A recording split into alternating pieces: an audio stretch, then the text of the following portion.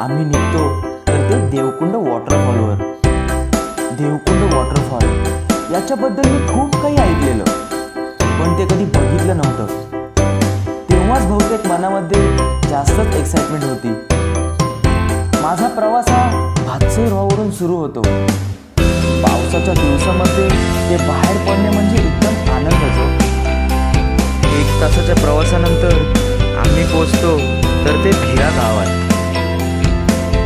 तिथे पोचताच आम्ही आमच्या बाईक तिथे पार्किंगला लावतो.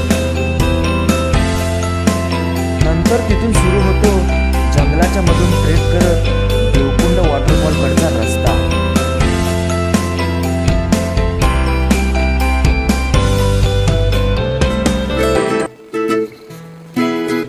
ट्रेकचा प्रवास सोपा आहे, पण मित्रांनो थोडा लांबही आहे.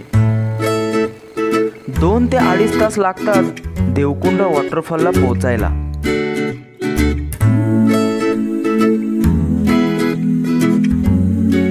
रस्त्यात तुम्हाला वेगवेगळ्या प्रकारचे सुंदर नजारे बघायला मिळतील. रस्त्यात छोटी छोटी दुकाने भेटतील, जिथे आपल्याला खायचं प्यायचं सामान घेता येईल.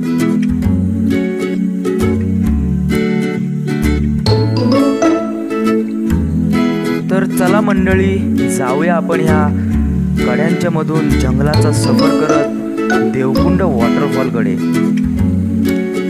आणि बघूया किती सुंदर आहे हा ट्रेकचा प्रवास आणि हा देवकुंड वॉटरफॉलचा सुंदर असा नजारा.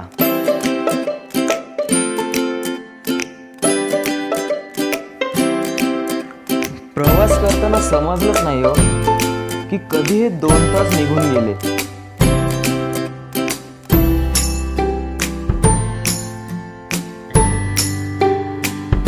वाटेमध्ये आपलं मन भारावून घेईल असं एक सुंदर असं लाकडी पूल आपल्याला पाहायला मिळतं,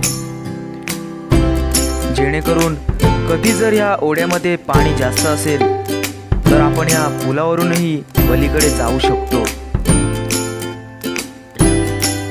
असा सुंदर नजारा आपल्याला पुढे वाटेत पाहायला मिळतो.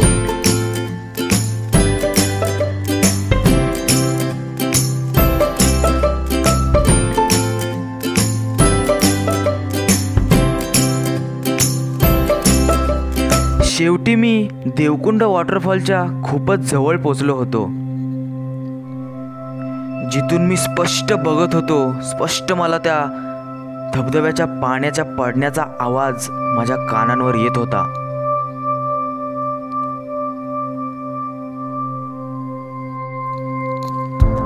आणि फायनली काहीच वेळात मी देवकुंड वॉटरफॉलच्या